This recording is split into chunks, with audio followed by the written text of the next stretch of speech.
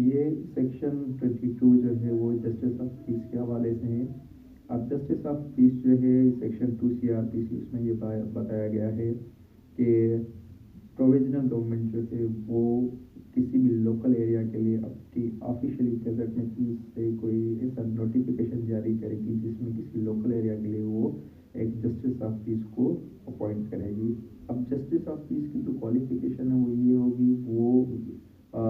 ये होगी कि resident with in Pakistan and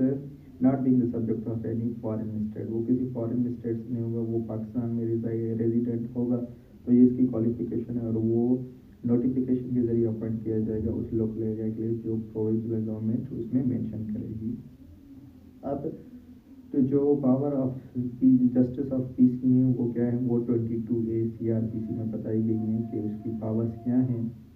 अब उसकी पावर सबसे ये कि वो justice of peace making arrest कर सकता है इसी तरीके से जिस तरीके से पुलिस ऑफिसर 54 CRPC में अरेस्ट करता है एंड पुलिस ऑफिसर इंचार्ज जो है 55 में अपने पावर्स को इस्तेमाल करते हुए मेकिंग अरेस्ट कर सेम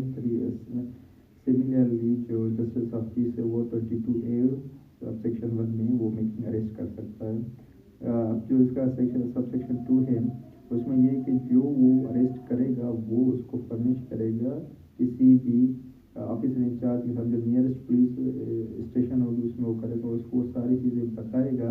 कि इस सर्कमस्टेंसेस जिसको जो है वो अरेस्ट किया गया और वो जो ऑफिसर होगा उसको वो रीअरेस्ट करेगा उसको हिसाब से। जो सबसेक्शन 3 है, सबसेक्शन 3 ये कि जस्टिस ऑफ पीस जो है वो लोकल एरिया में वो अपने सारे पावर्स को यूटिलाइज करेगा, इस्तेमाल करेगा किसी भी पुलिस ऑफिसर को तलब करके कि वो उसकी मदद करे और किस चीज़ों में मदद करे कि वो प्रिवेंट एस्केप कोई ऐसा शख्स है जिसने कोई कमीशन कॉग्निजेबल ऑफेंस में कमीशन किया, पार्टिसिपेटेड किया, उसके खिलाफ रीजनेबल कंप्लेंट आई है या कोई सीक्रेट इंफॉर्मेशन रिसीव हुई है या कोई सस्पिशियस